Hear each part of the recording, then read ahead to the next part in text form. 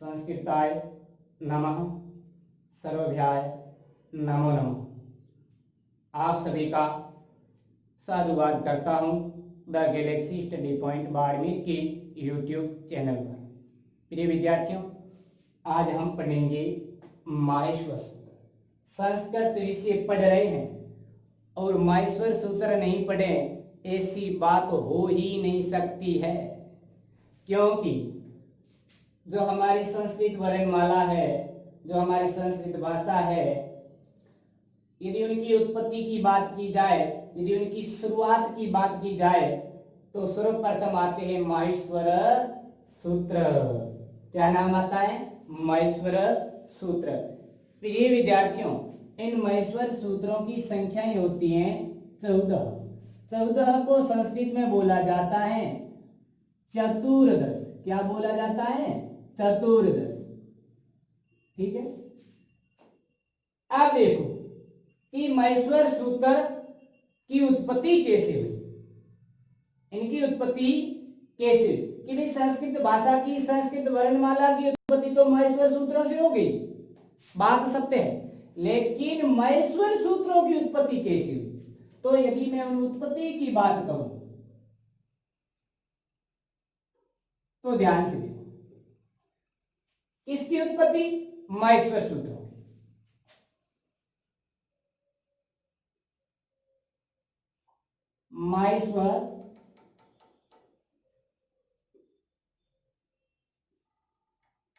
माहेश्वर सूत्रों की उत्पत्ति भगवान नटराज।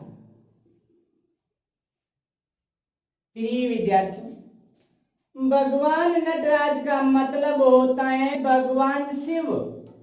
भगवान शिव, भोलेनाथ, शिव शंकर को भगवान शिव के द्वारा किए गए तांडव। अब देखो प्रिय विद्यार्थियों, तांडव का मतलब होता है नृत्य।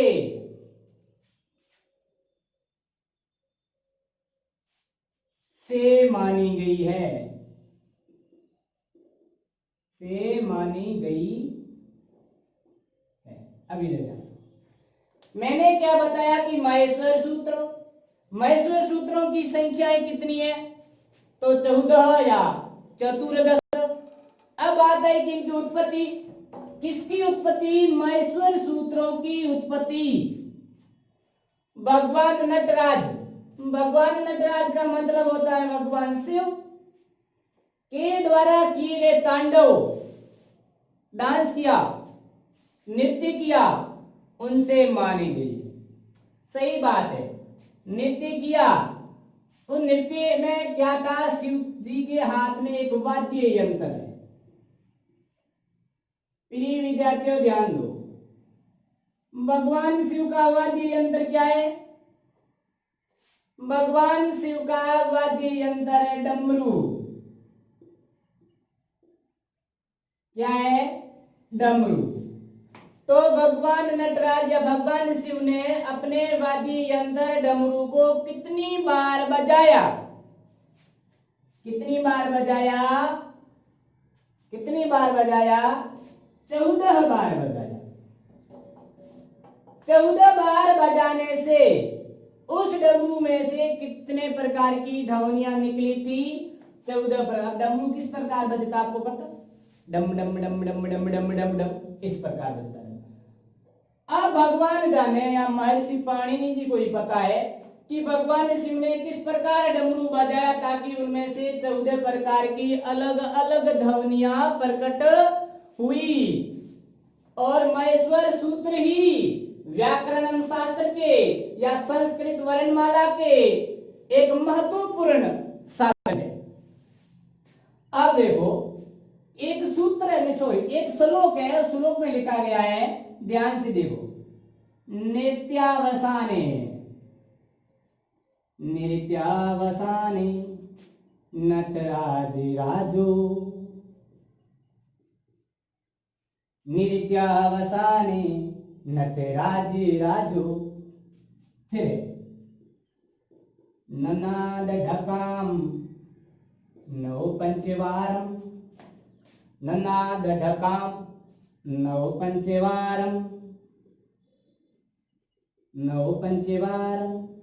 देखो एक लाइन को देखो कि नृत्यावसाने नटराजराजो ननाद ढकाम नौ पंचवारम। नृत्य का मतलब मैंने आपको पहले बता दी, भगवान शिव जी तांडव नृत्य करते थे। कौन सा नृत्य करते थे? तांडव नृत्य। नृत्य के बाद एक और शब्द आया, उस शब्द का नाम है अवसान। क्या नाम है? अवसान। अब प्रिय विद्यार्थियों ध्यान दो भाई, नृत्य का अर्थ होता है तांडव, नटराज का अर्थ होता है भगवान शिव, अवसान का अर्थ होता है समाप्ति। क्या अर्थ होता है? समाप्ति। आज देखो किसकी समाप्ति? तांडव नृत्य की समाप्ति। भगवान पहले तांडव नृत्य कर रहे थे और जैसे ही तांडव नृत्य की समाप्ति हुई, अब आया है नंदाद। नंदाद का अर्थ होता है बजाया। अब बजाया क्या? ढक्काम। और ढक्काम को क्या बोला जाता है? डमरू। क्या बजाया? डमरू बजाया। कितनी बार बजाया? यहां तो मैंने लिखा 14 बार, मैं जो सूत्रों की संख्या में मैंने लिखा था, लेकिन यहां लिखा हुआ 9 पंचवारम। 9 पंच का मतलब 5, वार मानी बार, और 9 और 5 को जोड़ दिया जाए तो कितने हो जाते हैं? 14। तो भगवान शिव ने अपने डमरू को 14 बार बजाया था। कितनी बार बजाया था? 14 बार। क्यों बजाया? क्योंकि महर्षि, आपने संस्कृति व्याकरण के त्रिमुनियन, 3 मुनियों के नाम आपको पता है, महर्षि पाणिनि, कात्यायन, पतंजलि। तो एक बार महर्षि पाणिनि और कात्यायन, इन दोनों के बीच में थोड़ी सी नाराजगी हो गई। तो महर्षि पाणिनि क्या नाराज होकर एक घने जंगल में चले गए थे और वहां पर एक बड़ा वृक्ष था। उस वृक्ष के नीचे महर्षि पाणिनि ने अपना आसन विराजमान हुए और अपना यज्ञ शुरू किया।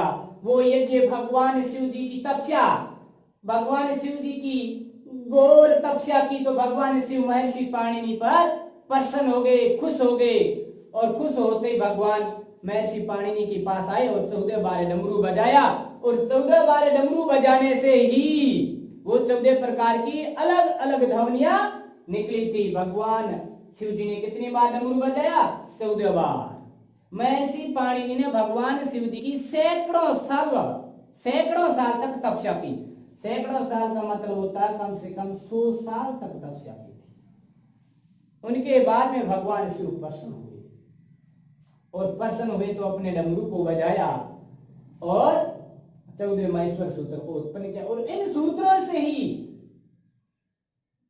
पद बनते हैं, शब्द बनते हैं, वाक्य बनते हैं और बड़े बड़े ग्रंथों की रचना की जाती है। अगली लाइन है उधर तू काम संकारी सिद्धांत एक द्युमर्षे शिव सूत्र जालम।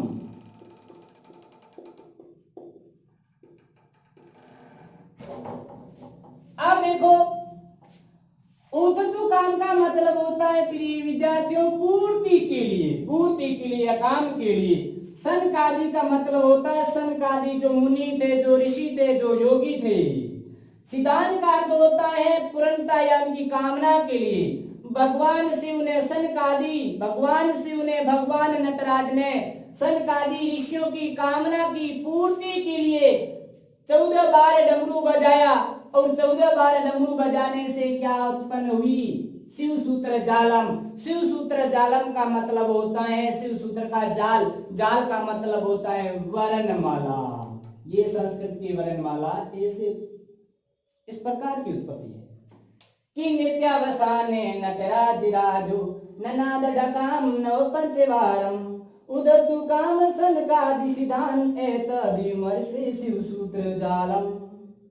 फिर सुनिए, नृत्यावसाने नटराज राजो ननादडकाम पन्नो पंचवारम उदतु काम सनकादि सिद्धान एतदिमर से शिव सूत्र जालम। तो ठीक है, अब देखो कि जो 14 माहेश्वर सूत्र है वो है कौन कौन से, तो मैं उनकी संख्या लिखता हूं। तो कि किस प्रकार डमरू बजा, डम डम बजा, तो डम डम से कौन सी ध्वनियां प्राप्त हुई। अब तो डमरू बज रहा है डम डम, और उस वक्त डमरू बजा था वो किस प्रकार बजा था अभी बताते हैं। देखो ध्यान से देखना, भगवान शिव ने पहली बार डमरू बजाए डम डम, तो उनसे पहला महेश्वर सूत्र उत्पन्न हुआ, उनकी उत्पत्ति हुई। तो पहले महेश्वर सूत्र का नाम है अ ई ऊण, ये पहला महेश्वर सूत्र है अ ई ऊण। ध्यान दे बच्चों कि महेश्वर सूत्रों से ही हम प्रत्याहार बनाते हैं, ठीक है। प्रत्याहार बनाते हैं, जो अंतिम वर्ण होता है महेश्वर सूत्र का, जो अंतिम वर्ण होता है उनको गिना नहीं जाता है, लेकिन एक प्रत्याहार बनाने का साधन है, प्रत्याहार बनाने का अंतिम वर्ण साधन है। इन्हें गिना नहीं जाता है लेकिन प्रत्याहार बनाने का साधन है। भगवान नटराज ने दूसरी बार डमरू बजाया तो उन डमरू में से ध्वनि निकली थी रीलरी को, रीलरी को। भगवान शिव ने तीसरी बार डमरू बजाया तो उनसे ध्वनि निकली थी ए ओ अंग। भगवान शिव जी ने चौथी बार डमरू बजाया तो ध्वनि निकली थी ऐ औ च, ऐ औ च। ये कितने सूत्र हो गए, 4 माहेश्वर सूत्र हो गए। तो 4 बार डमरू, पहली बार डमरू बजाया अ ई ऊ न, दूसरी बार डमरू बजाया रील री क, तीसरी बार डमरू बजाया ए औ अंग, चौथी बार डमरू बजाया ऐ औ च। इस प्रकार भगवान शिव जी डमरू बजाते रहे। महर्षि पाणि ने अपने ग्रंथ, उस ग्रंथ का नाम है अष्टाध्यायी, ग्रंथ का नाम क्या है अष्टाध्यायी, उस अष्टाध्यायी ग्रंथ में लिख दिया। किसको लिखा, महेश्वर सूत्रों को महर्षि पाणिनि ने अष्टाध्यायी ग्रंथ में लिखा है। आप देखो 5वां महेश्वर सूत्र, मतलब भगवान शिव जी ने 5वीं बार डमरू किस प्रकार बजाया, डम डम डमरू शिव सुतल शिव जावा। 5वीं बार डमरू बजाया था ह य व र ट, ह भैया ह य व र ट, ये 5वीं बार डमरू बजाया था। 6ठी बार डमरू बजाया था तो उनसे ध्वनि निकली थी लण। 7वीं बार डमरू बजाया था तो उनसे ध्वनि निकली थी यंग मंग यमंगणनम, ठीक है। 8वीं बार डमरू बजाया तो उनसे ध्वनि निकली थी जभयं। 9वीं बार डमरू बजाया था उनसे ध्वनि निकली थी गडधश। 10वीं बार डमरू बजाया था उनसे ध्वनि निकली थी जब गड़दस, जब गड़दस। 11वीं बार डमरू बजाया था उनसे ध्वनि निकली थी ख फ छ ठ थ च ट त व। 12वीं बार डमरू बजाया तो उनसे ध्वनि निकली थी क प य। 13वीं बार डमरू बजाया तो उनसे ध्वनि निकली थी, 13वीं बार डमरू बजाने से डमरू में से ध्वनि निकली श श स स स र। 14वीं बार डमरू बजाने से डमरू में से ध्वनि निकली थी ह ल। और इन ध्वनियों को, इन महेश्वर सूत्रों को महर्षि पाणिनि ने अपने ग्रंथ अष्टाध्यायी में अंकित कर दिया था, लिख दिया। आप देखो कि ये 14 महेश्वर सूत्र है, पुनः बोलिए अ ई ऊण अ ई ऊण रील री क ए औ अंग ऐ औ च ह य व र ट लण यमंगणनम जब य गड दस जब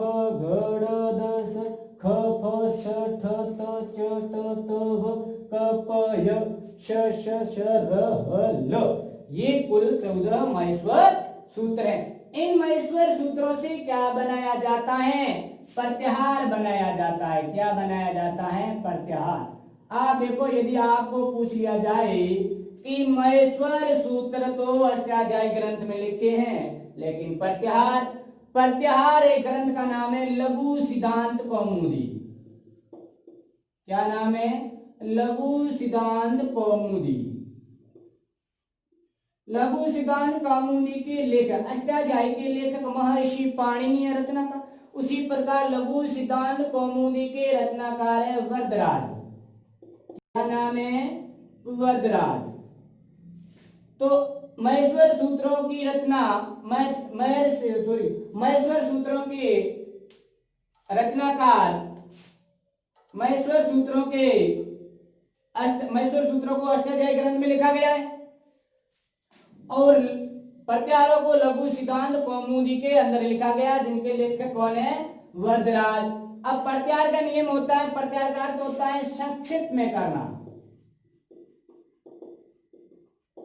अब देखो, इनका एक सूत्र होता है, सूत्र का नाम है आदिरंत्यन संहिता।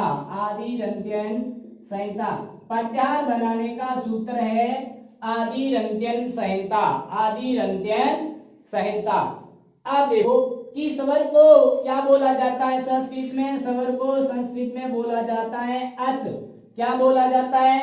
अच बोला जाता है। तो अच कैसा वर्ण? अ कैसा वर्ण है? आदि। आदि का मतलब होता है जो प्रत्याहार में से पहला वर्ण, प्रत्याहार का पहला वर्ण। देखो, अ प्रत्याहार का क्या, महेश्वर सूत्र का क्या है? पहला वर्ण है। अ पहला वर्ण है। अब रंत्यन का मतलब होता है जो अंतिम वर्ण है। तो च क्या है? अंतिम वर्ण है। प्रत्याहार का च क्या है? अंतिम वर्ण। तो महेश्वर सूत्र का भी च क्या है? अंतिम वर्ण। कौन से सूत्र है? चौथा नंबर सूत्र। आप देखो, ये क्या है? अच है। अच है तो अच क्या है? अच एक प्रत्याहार है। अच क्या है? प्रत्याहार है। अच को हिंदी में क्या बोला जाता है? स्वर। और स्वर को संस्कृत में क्या बोला जाता है? अच। तो अच की संख्या कितनी होती है? 9 होती है। जो महेश्वर सूत्र का जो अंतिम वर्ण होता है, उन अंतिम वर्ण को नहीं गिना जाता है, लेकिन प्रत्याहार बनाया जाता है। इस न को नहीं गिना जाएगा, लेकिन प्रत्याहार बनाया जाएगा। क को भी नहीं गिना जाएगा, यम को भी नहीं गिना जाएगा, च को भी नहीं गिना जाएगा। तो अ ई उ ण को नहीं गिना जाएगा, क्योंकि महेश्वर सूत्र का अंतिम जो हलंत वर्ण होता है, उस हलंत वर्ण को नहीं गिना जाता है, लेकिन प्रत्याहार बनाया जाता है। री ली, क को भी नहीं गिना जाएगा, ए औ अंग को भी नहीं गिना जाएगा, ऐ औ और च को भी नहीं गिना जाएगा। तो अ से लेकर च तक कुल कितने वर्णों की संख्या? 9। 1 2 3 4 5 6 7 8 9। क्योंकि कैसे? ये न है, ये क है, ये ग है, ये और च है। इनको नहीं गिना जाता, इनको नहीं गिना जाता। ट को भी नहीं गिना जाएगा, न को भी नहीं गिना जाएगा, क्योंकि जो महेश्वर सूत्र का जो अंतिम वर्ण होता है, अंतिम वर्ण को नहीं गिना जाता है, लेकिन प्रत्याहार बनाने का साधन है। अब देखो, जैसे मैंने प्रत्याहार लिखा है अक। क्या है? अक प्रत्याहार। अब अ कहां से लिया? मैंने पहले महेश्वर सूत्र से लिया है, और क मैंने दूसरे महेश्वर सूत्र से लिया है। आप देखो, इनमें वर्णों की संख्या कितनी है? अ ई उ न को नहीं गिना जाएगा, री और ली और क को भी नहीं गिना जाएगा। तो कितने हो गए? 1 2 3 4 5। तो कितने वर्ण हो गए? 5। इन 5 वर्णों को क्या बोला जाता है? क्योंकि ह्रस्व बोला जाता है। क्या बोला जाता है? ह्रस्व। ह्रस्व स्वर को अक भी बोला जाता है। अक क्यों बोला जाता है? क्योंकि अक प्रत्याहार है। किस प्रकार प्रत्याहार है? अ यह है, क यहाँ पर है, और क हलंत व्यंजन है, हना भी हलंत व्यंजन है, हलंत को गिना नहीं जाएगा। तो अ ई उ री ली, ये पांचों वर्ण कैसे हैं? ये ह्रस्व स्वर। अब जिस प्रकार अल, अल क्या है? अल एक प्रत्याहार है। अल एक क्या है? प्रत्याहार है। अ यहां से लिया मैंने, और ल मैंने कहां से लिया है?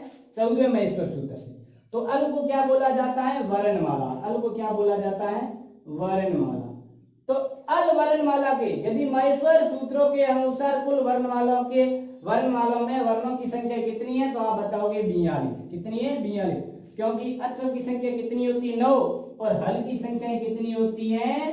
33। देखो हल, तो हल भी क्या है? एक प्रत्याहार। अब देखो प्रत्याहार, हमने कहां से लिया? 5 महेश्वर सूत्र से हल लिया, और 14 महेश्वर सूत्र से ल लिया।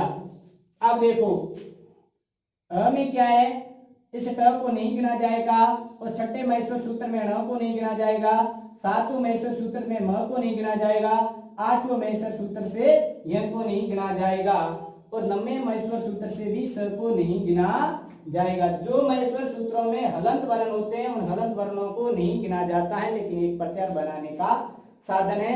ये 14 महेश्वर सूत्र है। इन सूत्रों से ही संस्कृत वर्णमाला की उत्पत्ति हुई।